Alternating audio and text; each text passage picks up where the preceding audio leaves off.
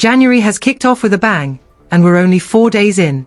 The grooming gang cover-up revelations have sent shockwaves across the country, igniting outrage from all corners of the political landscape.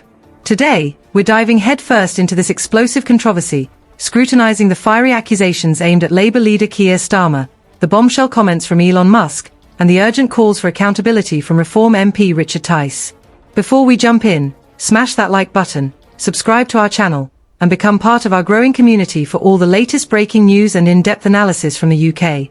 In recent days, shocking details have emerged about the grooming gang scandal, a festering wound that continues to plague British authorities.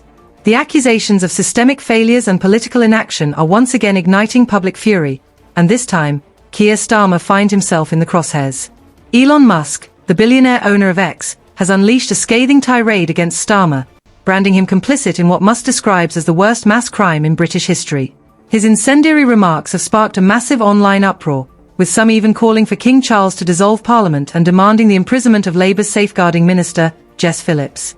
While Labour's leadership has largely remained tight-lipped, Shadow Health Secretary Wes Streeting has attempted to navigate the storm, arguing that some of Musk's criticisms are misguided and misinformed. However, he extended an olive branch, inviting Musk to collaborate on tackling the issue. This is a far cry from what many believe is needed: strong, decisive action. Maggie Oliver, a former Greater Manchester police detective turned whistleblower, has jumped into the fray. A long-time advocate for the victims of grooming gangs, Oliver has not held back in her condemnation of Starmer's past role as Director of Public Prosecutions, DPP. Speaking to the Daily Mail, she stated, "Keir Starmer, as the former DPP, is perhaps as guilty as anyone in where we find ourselves today. We all know what's going on, but I don't trust a single one of those who have been entrusted with keeping our children safe and prosecuting serial rapists. They've failed repeatedly, knowingly, criminally."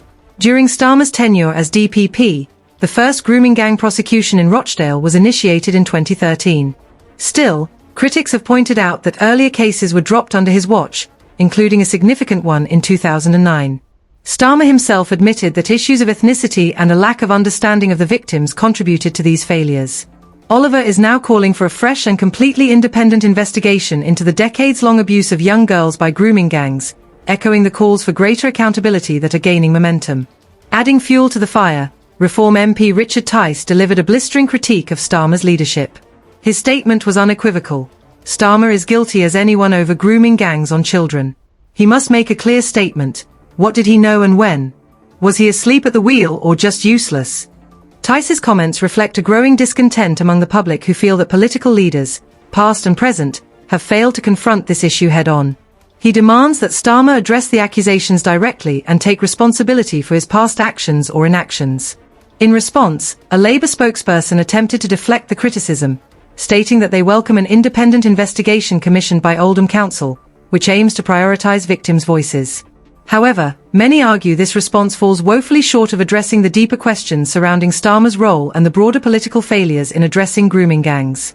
As public outcry intensifies, this issue is shaping up to be a pivotal moment for Starmer's leadership and for British politics as a whole.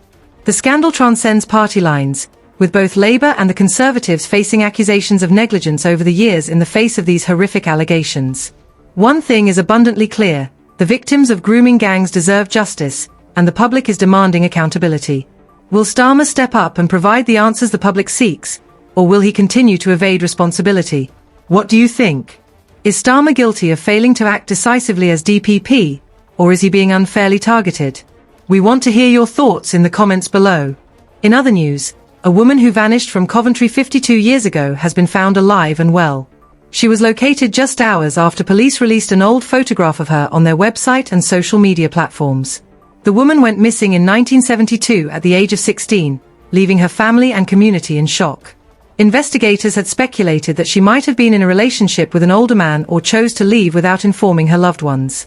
After decades of searching, a renewed police appeal featuring her photograph finally led to a breakthrough, and she was found safe in another part of the country. Lastly, Prince William and Princess Kate expressed their deep shock and sorrow following the heartbreaking death of Edward Peter, the stepson of their former nanny.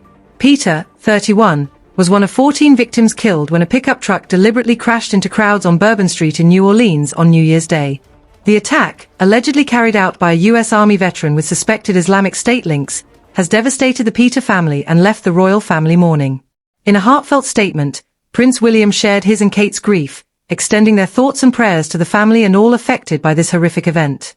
So, what are your thoughts on everything we've discussed today? Don't forget to drop a like on this video and subscribe to the channel for more British political content. Thank you for tuning in. Take care and goodbye.